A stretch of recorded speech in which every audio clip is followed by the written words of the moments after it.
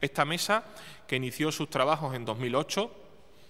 pero recibió un especial impulso en 2012, que ahora va a ser traducido en uno de sus principales frutos, que va a ser la puesta en marcha del primer protocolo extremeño contra la trata de seres humanos con fines de explotación sexual, cuyo borrador se va a someter a votación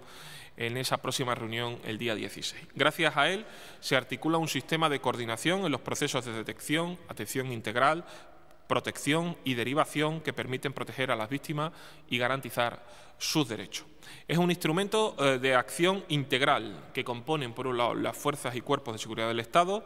también conjunto con la policía local, pasando también por el centro del 112, los servicios sociales de base, servicios sanitarios, órganos judiciales, inspección de trabajo, entre otras instituciones y agentes. Se persigue que los profesionales de cualquier servicio, bien sea público o bien sea privado, estén especialmente alerta y cuando tengan conocimiento de encontrarse ante una mujer que se dedica a la prostitución, busquen indicios para averiguar si se puede ser víctima de esa trata de personas con fines de explotación sexual. Y es